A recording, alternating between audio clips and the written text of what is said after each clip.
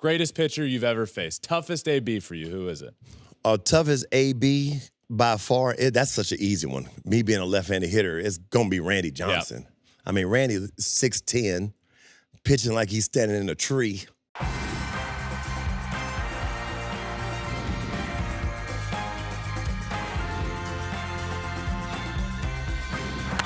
Fly ball onto the track, at the wall, it's gone! Home run! Turns on a ball, deep right field, and gone! What a game, what a moment. What is up, everyone? Welcome into Flippin' Bats. We got a great one today. I am pumped up about this. I am pleased to be joined in studio by David Justice, an all-star MVP, two-time World Series champion, David Justice. Thank you so much for joining me, man. Oh, man, it's great to be here, Ben. Man, it's about time you had me on the show. About time. Jeez. We were just talking before we started. You're rocking a Bengals hat. I had no idea. You're a Cincinnati guy. Yep. It was funny. We were just saying you grew up a big Reds fan. Things change when you get drafted, obviously. And right. it reminded me of I grew up a massive Atlanta Braves fan from Richmond, Virginia. Braves were on TBS every night. I told my brother the day he got drafted, I said, I'll always root for you, but I'm always going to be a Braves fan. That changes pretty quick, man, when you got family or yourself involved. Yeah, man. I grew up in Cincinnati, Ben, and when I was a kid growing up, we talking about the 70s, and that's the time of the big red machine. Oh, so that's Pete Rose, Johnny Bench, Joe Morgan, Concepcion, Cedeno, George Foster. I can name them all, man. King Griffey Sr. But what was great is I went to Catholic school man, my whole life, so they would bring the TVs into the classroom for opening day. And we could watch the Cincinnati Reds on TV. And I was telling you earlier, man, I was a Reds fan my rookie year in the big leagues and a little bit of my second year, but then I had to cut the umbilical cord, bro. Yeah. But I literally used to still would root for the Reds when we weren't playing them to win. But because it was so ingrained in me as a kid being a Reds fan, you know, and being, you know, back in those days, you go to bat day, they give you a real baseball bat. Like, we, as kids, we would go to bat day in Cincinnati because they would give you a real bat, the prettiest red You get a little wood mini bat. bat now. Oh, no. Yeah. They don't do it right anymore. It would be a problem in the parking lot after the game if they gave away the bats. That TV story is really cool. I was just my girlfriend's from Cincinnati, as I was telling you, and I was telling her Cincinnati does a different opening day. They're the one place that does opening day in baseball different than everybody else. Yeah. I've never experienced it, but I would love to. Yeah, man. It was great growing up a Reds fan in Cincinnati. So I grew up an Atlanta Braves fan, as I was telling you, and I have John Smoltz on the show every single week. He comes on every week. Every Saturday I have him on. So I'd be remiss if I didn't ask you. You spent a few seasons with him. I need your best John Smoltz story you got. Smoltzy is literally like my brother. So I have so many stories of Smoltzy. I would say we were in the minor leagues. He had just been traded over from the Detroit Tigers. Okay. And we're in Richmond together. That's right, where I'm from. We're in Richmond. We're in your hometown. And Smoltz and I were basketball players, big-time basketball players, and we're both very competitive, which led to, well, we got to get out here on the court and play one-on-one. Smoltz and I are out there playing like there's an NBA scout watching us. And all of a sudden, Rod Gilbert, who was one of our scouting directors, pulls up and sees me and Smoltz playing basketball. He was hot. He got out the car, told us, y'all better get off that basketball court, right? Didn't want us to get hurt. So we got off the court. We just decided to go to a local gym to continue what we started, right? And Smoltz, I love Smoltz, man. Smoltz is one of my brothers, man. Smoltz is an athlete. He's still playing basketball. And, you know, Smoltz is a big game pitcher, man. Like, when he took the mound, we felt like we were going to win. And one of the greatest teammates, but also one of the greatest dudes that I've ever been around. You know, Smoltz is just crazy, man. Like even in batting practice, Smoltz is in the outfield running for every fly ball like it's a game. Like literally flying through the outfield. Yeah. And I'll never get Pat Corrales, rest in peace, one of our coaches. He would be, Smoltzy, Settle down. You're messing with my money because, the coaches only really get the money if we make the playoffs. Boy, he was stressed watching Smoltz run around that outfield because he didn't want him to get hurt. But, man, yeah. Smoltz and I go way back, man. Like I say, he's like a brother to me. And, I love that dude. You were a great basketball player in your own right. I got to ask, who was better on the court, you or Smoltz? Me. Smoltz knows that. Smoltz had more range. I think Smoltz was Curry before Steph Curry. Oh. What? Smoltz, when we went to that gym, Smoltz, we fell off into a game of horse. And Smoltz is shooting from the parking lot. So I'm like, okay, I got you. So then I'm going to start taking off from one side of the lane and finishing on the other side. I'm going to make you do all the stuff that I could do. Yeah. Right? And, Smoltz is a good player, but he's not a better basketball player than me. David, let's talk about you played in three different. You played in the 80s, you played in the 90s, you played in the early 2000s. And one thing that's interesting for me with baseball is that even from when I've gotten into the last few years, I think the game has seen a lot of evolution. What would you say was the biggest change you saw in baseball from when you got into it to when you got out of it? Well, outside of the cosmetic things like, the cleats or the spikes went from low top, progressed into high tops. That was kind of a cool progression. Even the uniforms kind of progressed from kind of being form-fitting to now very baggy. Really? And Derek Bell, I think he was one of the first. I don't know if you remember Derek Bell. Oh, yeah. He was one of the first guys, I think, to bring that very baggy look into the game. I tell you, I would say it was after I retired, but what I have seen really change is we used to call pimping of home runs. Yeah. Like when, in the 90s, if you hit a big home run, there would be a celebration, some sort of celebration. But there would never be a celebration if we're winning. Ben, if we're winning 7-0 and I hit a home run to make it 7-1, I'm literally just running around the bases, going into the dugout, and just we need 6 more. Yeah. That evolution is off the chart now. Oh, yeah. Like, literally, somebody could hit a home run down 10-0 and is pounding their chest, pointing to the sky, putting on a sombrero in the dugout, and it's 10-1 now. That's one thing has really changed. I also think what has changed is I just don't think the veteran leadership is the same as it was when I played. Yeah. I think that, and I don't know where that stopped or what happened, but it just seems to me like there's no more rookie initiation type things. Like we used to have, like literally a rookie was, I was hitting fourth in the lineup in 1990 on my way to being rookie of the year. Mm-hmm. Yet because I was a rookie, I kept my mouth shut in the locker room. Yeah. I kept my head in the locker because I didn't want any of the veterans even thinking about doing some rookie stuff to me.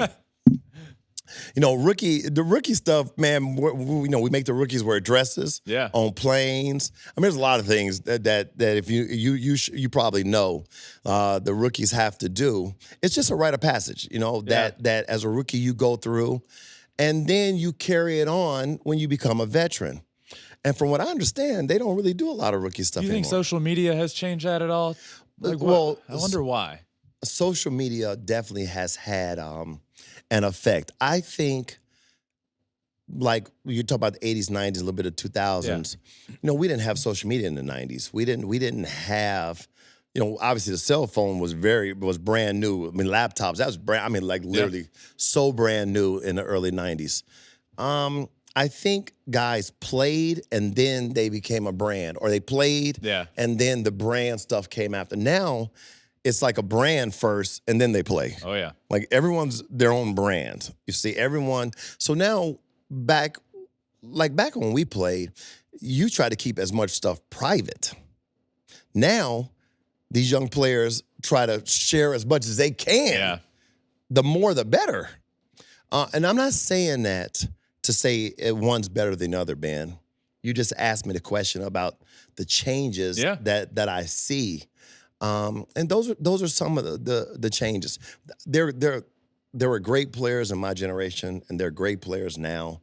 and there's some very exciting players that are playing the game. I'm interested hearing you talk about the changes you saw. It jogs my memory. You played in a very interesting time where you played before, during, and right in the heat of what is considered the steroid era in baseball. Did you notice that happening? Like, was there ever a time when you're like, hold on now, people are starting to look different. The game is changing right before it all became public. Were you sitting there like, people starting, this is happening, something's happening in baseball? You know what? So in the early 90s, I know especially with the Atlanta Braves, I remember Hank Aaron telling me, I just want you to get a tennis ball and you squeeze that tennis ball, get your hands strong. Baseball's about strong hands and forearms. You can do your legs, that's your foundation, and he called that little stomach stuff, but yeah. But the Braves were not big on the type of working out they do now. So we didn't have a lot of guys that were big, swole-looking guys. Outside of Ronnie Gant, who was a big, strong guy, we really didn't have that. But the first time I heard of anything related to steroids, I was actually in the minor leagues. And it was in reference to the Oakland A's. Okay. So in the 80s. Right, late 80s. Okay. Right. But we used to think of steroids and things like that with this mindset, Ben. You still got to hit the baseball. Because I remember plenty of Falcons, football players coming out to batting practice and trying to just hit off our coaches. Yeah. And couldn't hit the ball out of the infield. So we kind of used to look at steroids as, hey, if you want to die earlier, because remember now we don't have a lot of knowledge in the 90s. Yeah. So when I thought in the early 90s, especially, at least I didn't. I thought of steroids as, well, you're gonna die early, and it may shrink some of your body parts. Yeah, your balls are gonna shrink. Dad, you said it.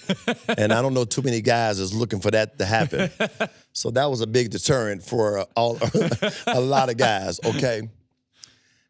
But then you started to see a couple guys. It wasn't rampant, Ben. One guy here, or you see their back at the All-Star game and it's acne everywhere. Yeah. Or you see a guy that came in your rookie year and now he is just a monster. Yeah. Because we don't have enough time in the off season. Yeah. Ben, a baseball off season is not enough time to really put on that type of size naturally. But with the Braves, there was no conversation within the organization, Ben, about, hey, this guy on our team. When I went to Cleveland, same way. Nobody was talking about unless they were having the conversations when I wasn't there, Ben. Yeah.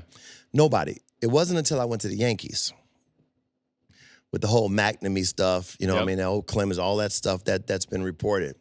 That's the first that it really came to me, from McNamee, and you got to think I'm already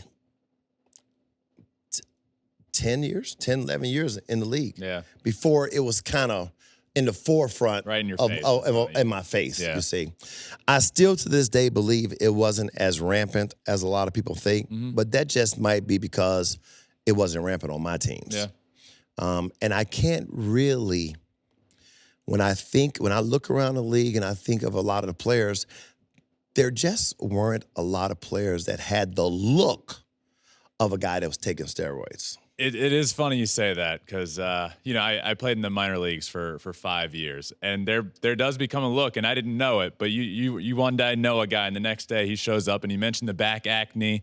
That's real. It's real. They put on a bunch of weight. They look more toned, and they got back acne, and you're like, well, you're on something. Uniform right? fitting a whole lot better than it was the year before, Yeah.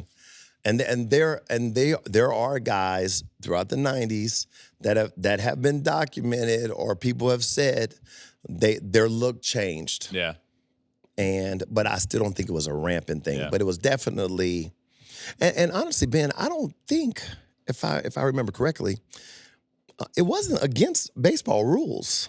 I don't think they had a rule that you couldn't take steroids in baseball.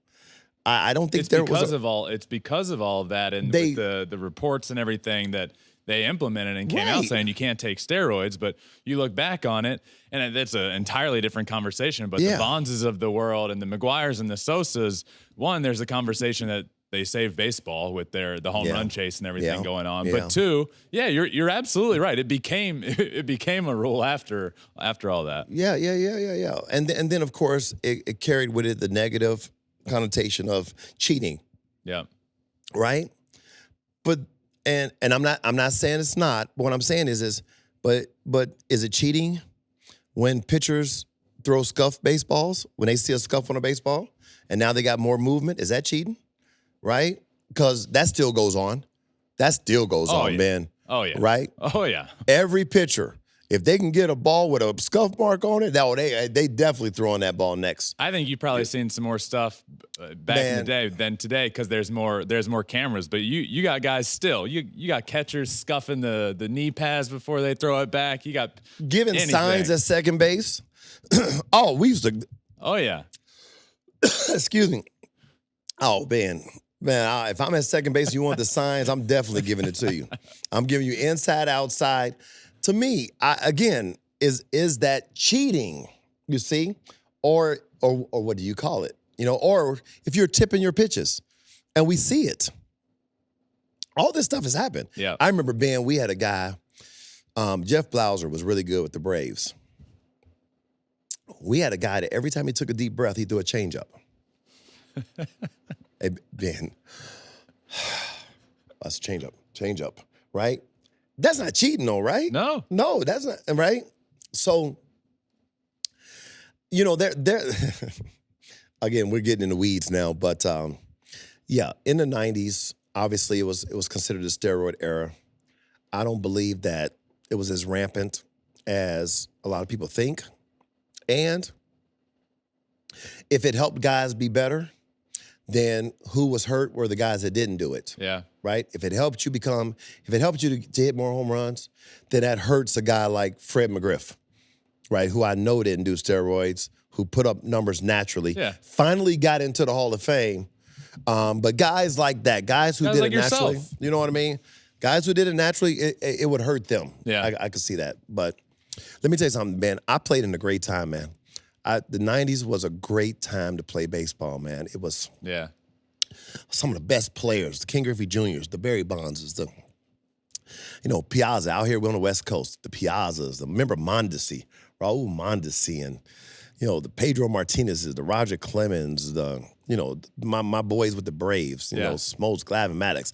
And I always throw in Avery because Avery was as legit as those other three. Yeah. It was a great era of baseball, even though it's billed as a steroid era. I am on record, and I've said it many times, and I'll say it again. I think the greatest hitter of all time is Barry Bonds. For what sure. do you think? Hands down.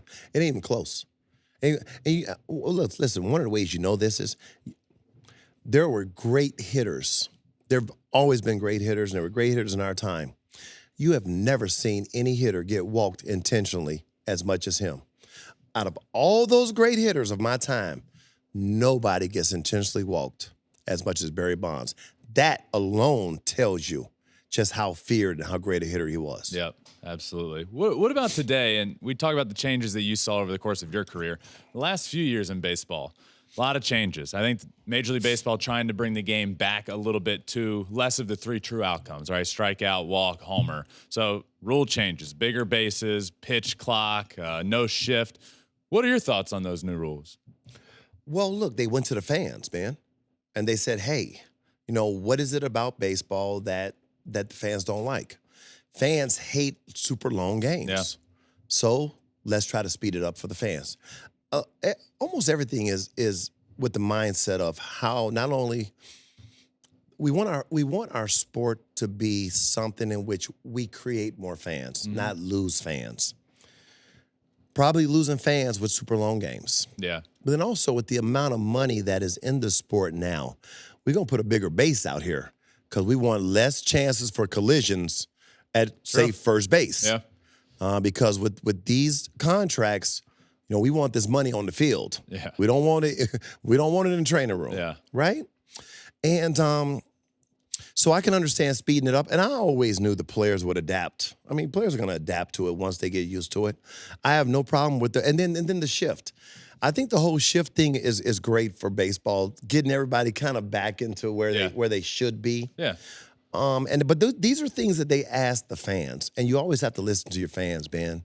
And then they made the adjustments, and the game is not lacking as a result of these adjustments, right? Yeah. Everyone is kind of conformed, and we got some great athletes out here that are playing. I think it allows athletes to be athletes. I think it allows a guy like Mookie Betts to go play shortstop and everybody be in awe of it. Yeah, Instead of having shortstops play all over the field, put them in their position, let them show off their range, make them show off their range. And I think that was taken away a little bit over the last, decade or so. For sure. David, after your rookie year, after that year, you won Rookie of the Year, you played in 12 straight postseasons, including 2 World Series, 95 Braves, 2000 Yankees. When you look back on those 12 years, is there one in particular that stands out to you the most? Whether it be got to the World Series or whether it be, man, we were better that year. One year? Yeah, a year that stands out to you in particular. Ben, I have so many great memories because playing in the playoffs every year of my career, so my rookie year. And Ben, I was on 5 losing teams. You just mentioned the 2 teams that won. So half my career was spent in the World Series. Okay? That's awesome. So there's tons of memories, Ben. Well, of course, the most memorable personal memory has got to be the home run in 95 that I hit. The run that was the deciding run and us winning that championship. I mean, that's an easy one. I'll say this, Ben, when I came out of being Rookie of the Year and I go into spring training the next year, we didn't know what we were about to start. No, we were not picked in 1991 to finish in first. We went from worst to first. We're not picked. But when you come out of winning Rookie of the Year, the first thing the media wants to put upon you is the sophomore jinx. Still a thing, man. Everyone still likes to say it's still a thing, right? I'm watching Corbin. Corbin Carroll. Struggling right now. And I watch that, and I say, oh, Corbin, I know how you're feeling, bro.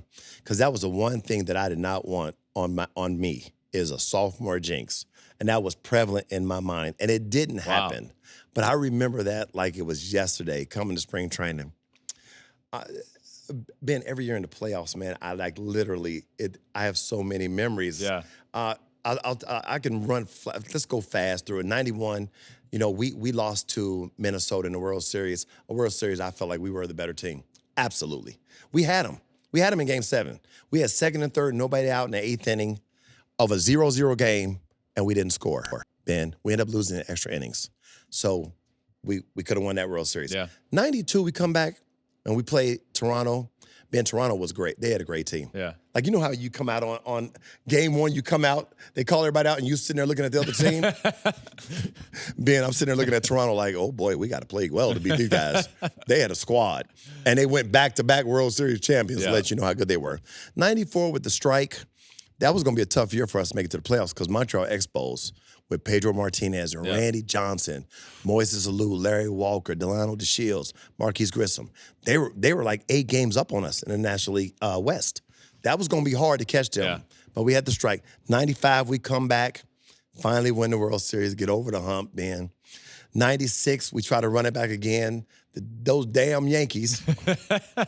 Jeter's first one, right? That was a great series. And that was also the coming out party of Andrew Jones, 19 years old, hitting 2 home runs. His first 2 at bats. Should be a Hall of Famer, absolutely. And then 97, I get traded. And Ben, I always wanted to play for the Braves. Yeah. And like literally, I was hurt to my soul when they traded me, especially after John Schuerholz had literally told me a week prior to that he bet his house and his family that he would not trade me. No. Yes. And a week later, I walk in and, hey, David, remember last week when I told you? I stopped him right there. Where am I going? I thought I was going to the Cubs, but I ended up going to Cleveland. And I couldn't have went to a better team in the American League in terms of fan support. And I'm back in Ohio because I'm from Cincinnati, closer to home. Now my friends can just drive 3 hours to see me. Yeah. Great teams with the Tribe, Manny Ramirez, Jim Thome, Roberto Alomar. Marquise Grissom actually went over there with me. Kenny Lofton came back. Sold out, man. We sold out every game I wore an Indian uniform. So the Jake was rocking. So that's 97, 98, 99. Make the playoffs every year. 97, we lose the World Series. Heart-wrenching to the Marlins. Yeah. When we're up by 1. With 1 out in the 9th, man, nobody on. Game 7. And we lose the World Series. 98 playoffs, 99 playoffs, 2000, middle of 2000, we're playing Kansas City. I'm having a great year. And I get called in. We're in Kansas City, and Charlie Manuel calls me into the office. And jokingly, because I never get called in the office. Yeah. And jokingly, I say, Charlie, where am I going? And he turns around and looks at me with that pained face of a manager who does not want to deliver this information. And he said, you're going to the Yankees. Ben. And you asked him jokingly. You didn't think. No. Ben, of all places, New York, I had so much scar tissue built up from playing in New York, coming out of the visiting dugout of all the F you justice and your mother this and all that, right? I'm like, oh my God, I'm going to New York. But I don't think I've ever been this nervous in my life, Ben. I'm so glad we started on the road. I get a couple hits, Ben, and now we got to come home wearing them pinstripes for the first time. And it's a whole different feeling, Ben, coming out of that home dugout than it is that opposing dugout. That home dugout, oh, they love you. You play hard and you be successful and don't make excuses, oh, they're going to love you in New York. I had an unbelievable year that year, Ben. I had 21 home runs, Ben, when they traded for me. Okay. I hit 20 more home runs for the Yankees when I went there. Only 3 guys in Major League Baseball, I believe, has ever hit more than 20 home runs for the same team, for 2 different teams in the same year. Me, McGuire, Carlos Beltran, I think, did it. Might be one more. So you see the kind of year I had. Cool. And then we win the World Series. Yeah. And I don't think you can win on a bigger stage than New York. That parade, those fans. I mean, look, bro, the Yankee fans got to be the most knowledgeable fans. They know. Alfonso Soriano in 2001 as a rookie, I think he didn't walk. He didn't get a baseball ball in his first 73 at-bats. Okay. It's close. He walks, and we getting a standing ovation. I'm sitting in the dugout like, what's going on? They knew that it was his first walk of the season. Bro, I lived in a Yankee neighborhood, Ben. Man, boy, we played the Mets. Oh, my God. Those fans, they fired up now. They fired up. That's awesome. They fired up. I'm going to Starbucks. I got the fans. Come on, Justice, let's go. We can't lose to the Mets now. Stop swinging the curveballs in the dirt. Okay, man, I'm trying my best, all right? But then it was a great experience with the Yankees. And then I get traded to, I got traded to the Mets in the offseason first before I got then traded to Oakland. And when I got traded to the Mets, Ben, I was like, there's no way I can play with Mets. Wow. Because when I play for a team, it means something to me. And I played with the Braves. I couldn't stand the Mets. I played with the Yankees. I really don't like the Mets. And then now you're asking me to leave this allegiance that I have internally, because it's more than just a uniform to me, to go play for the Mets? I hate the Mets. I was so happy when they traded me. To Oakland. So Did you ask? Did you ask to be traded? Did you tell anybody what you just said? No, but what happened was this, Ben.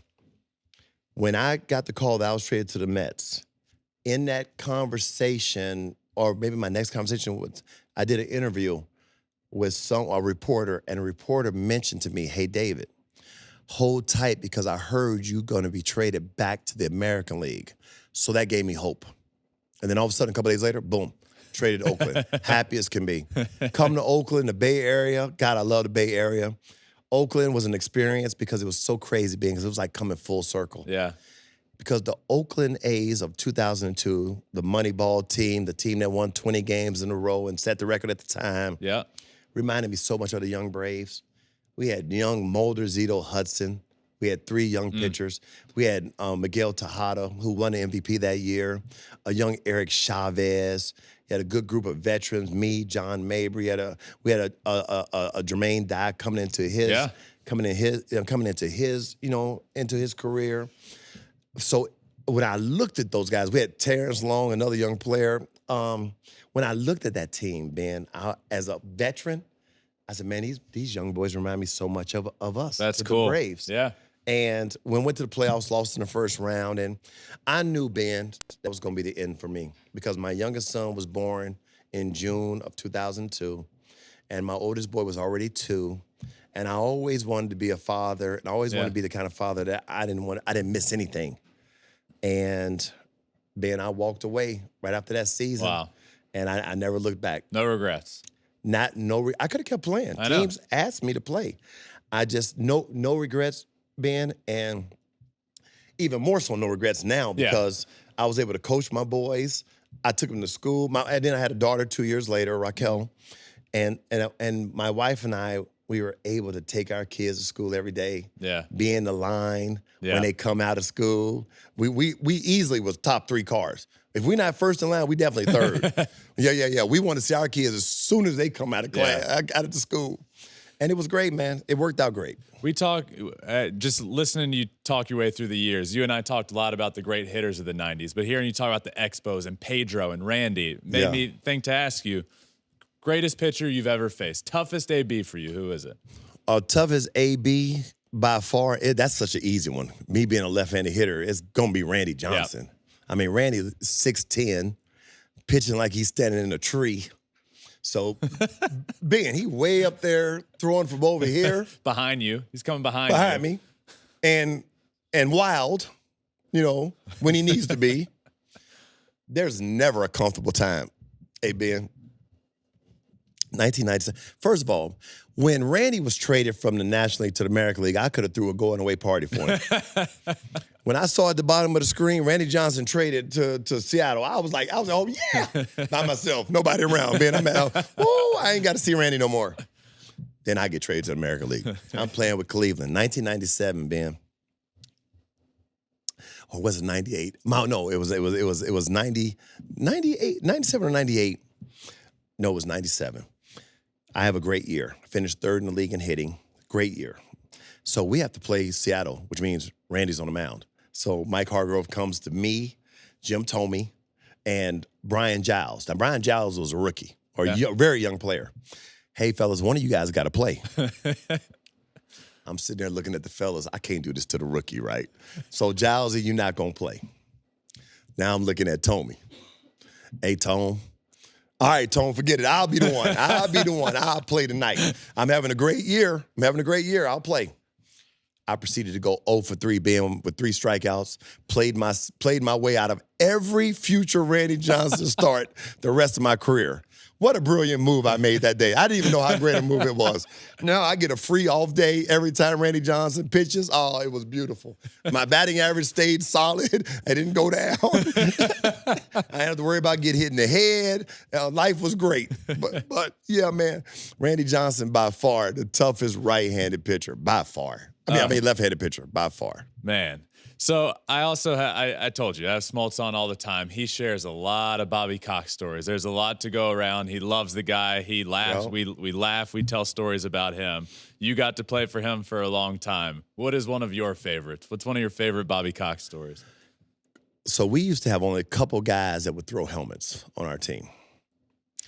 Ronnie Gant. Like if I hit behind Ron Gant. If Ron Gant popped up and got pissed, I'm not even looking at the ball. I'm looking at Ronnie because he's about to fire that helmet, and I'll make sure I don't get hit. But Ryan Klesko was the other one.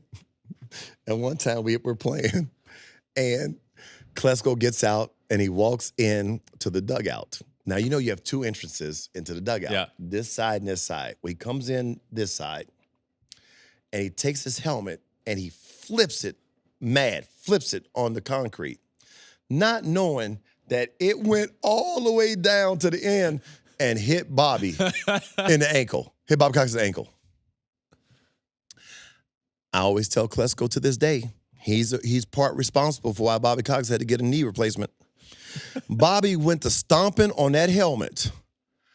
I'm stomping it, right? And thank God, I'm at the other end of the dugout, right? But then I'm looking at Klesko. And it was the funniest thing, man. Klesko was sitting down like this and just with his head down and peeking down that way, just looking. And I told him, it's like that commercial with Snickers. When you want to get away, Klesko, boy, I will never forget that. He hit Bobby with that.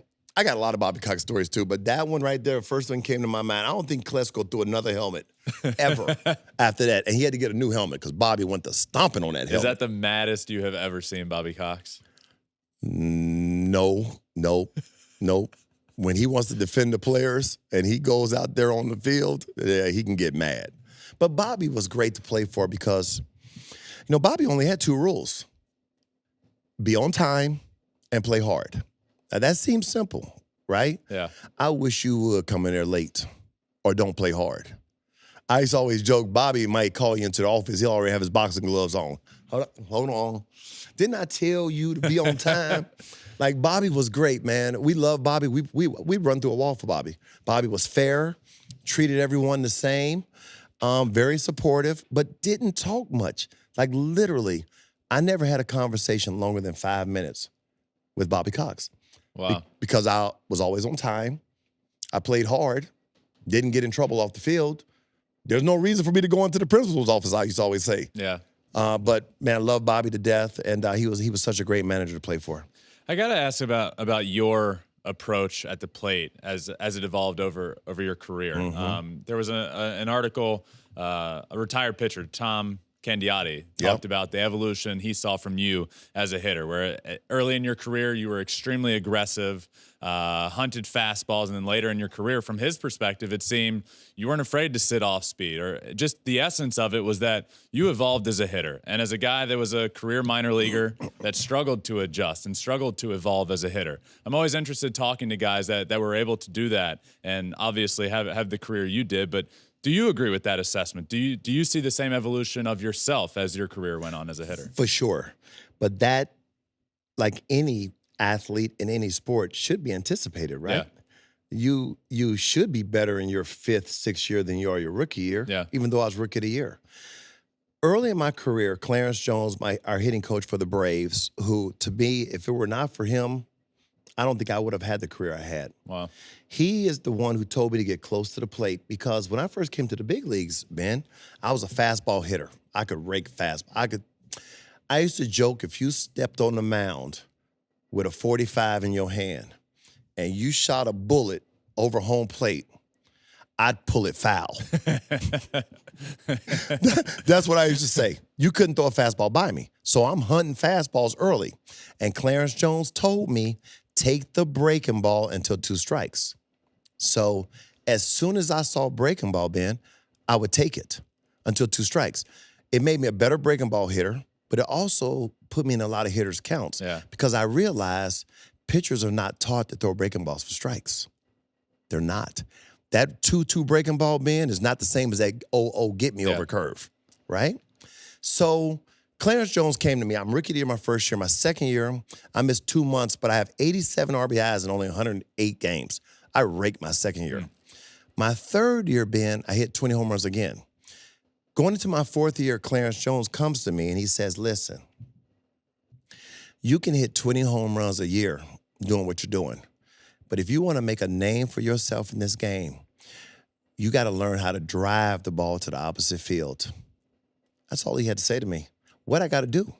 Well, we're going to show up every day early in spring training. And we did. We started off the tee, Ben. Started off the tee. Then soft toss. Now progressing. Now batting practice, Ben, I'm trying to hit everything in the left field. Yeah. But the toughest thing, Ben, for all athletes is transitioning it now into a game. Oh, yeah. That's the toughest part because none of us want to look bad. None of us want to fail, and we damn sure don't want to look like we suck. Yeah. But see, I got the backing of Bobby Cox, who knows what's going on, who's saying, yeah, I don't care about what you hit in spring training. Bobby Cox don't care about that. Work on what you need to work on to get better. You're my right fielder.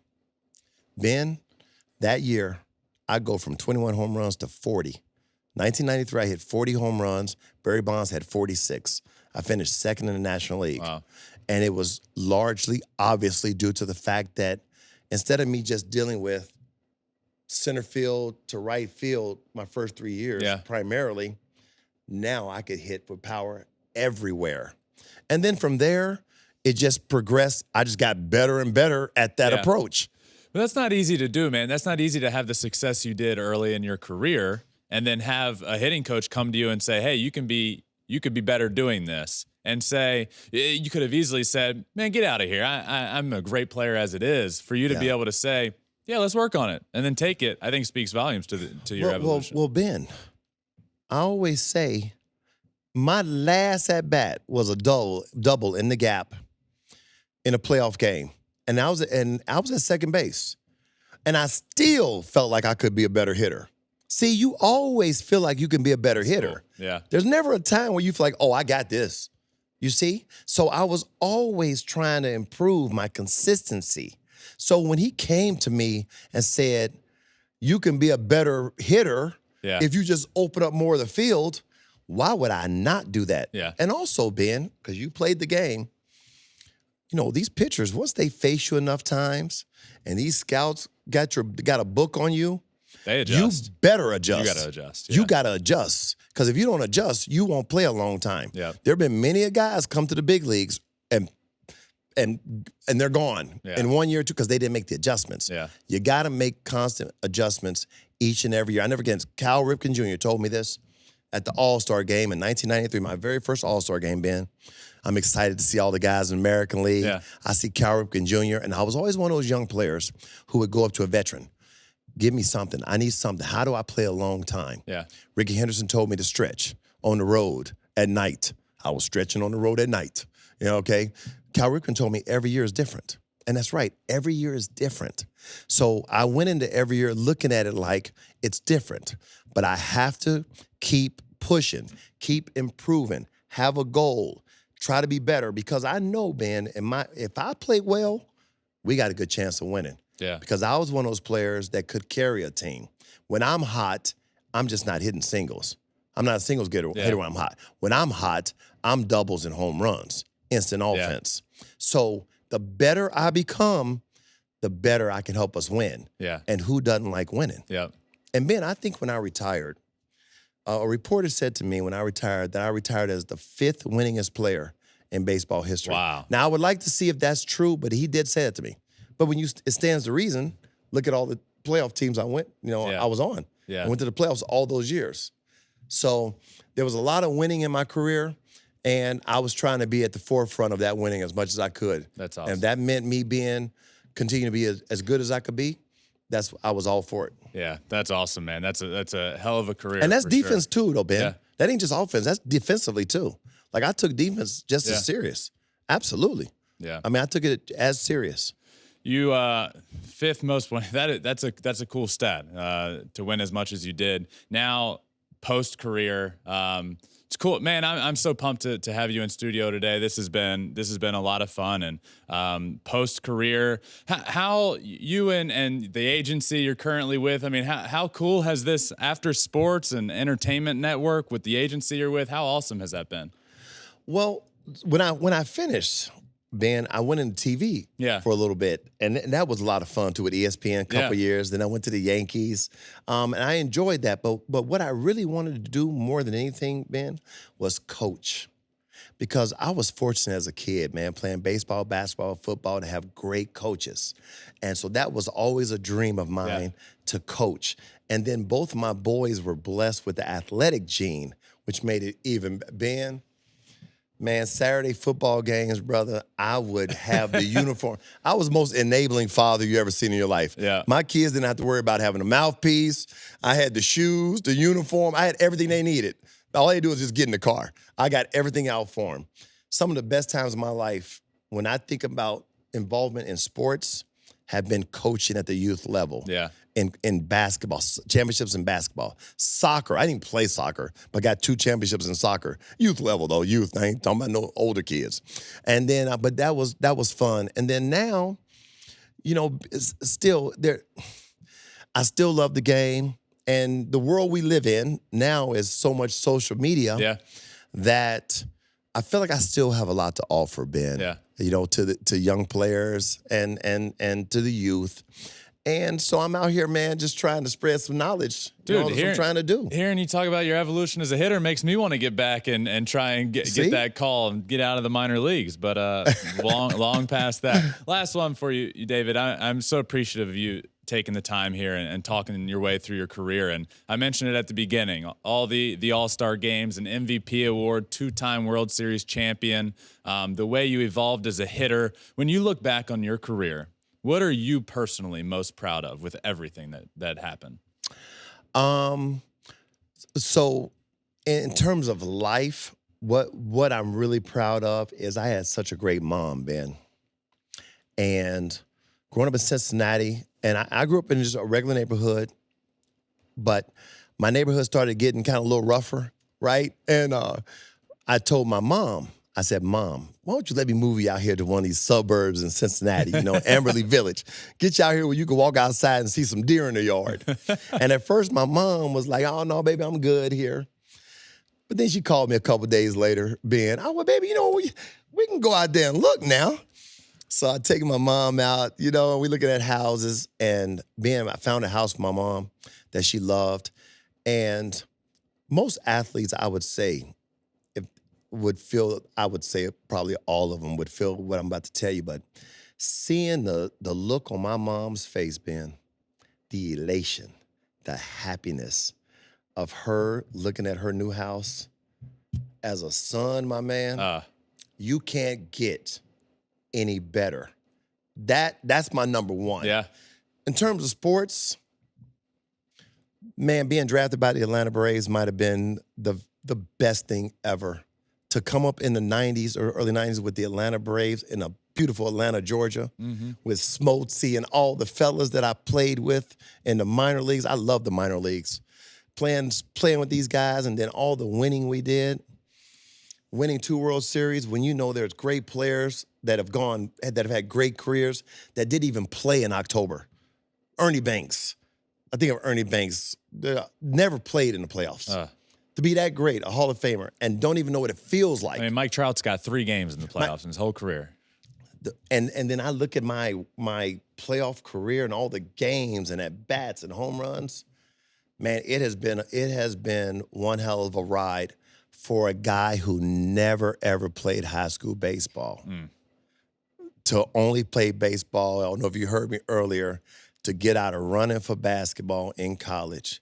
I did not want to do long distance running and went to go play baseball in addition to playing basketball and ended up becoming a baseball player with the career I had. All I can say, Ben, is you got to attribute that to the Lord. God had a plan for me, and that was his plan because none of that was by design by me. I just didn't want to run in basketball and end up becoming a professional baseball player. Yeah. Yeah. Unbelievable. This has been great, man. Thank you All right, so man. Thanks much. for having Thank me, you brother. so much for joining me. This has been great getting to know you. Your agent, Gene, is great as well. I've had a blast talking to you, and I want to thank you all for listening. Make sure you subscribe wherever you listen to your podcast, Apple, Spotify, wherever. But until next time, my friends, that does it. Remember, find your bat and flip it. Peace.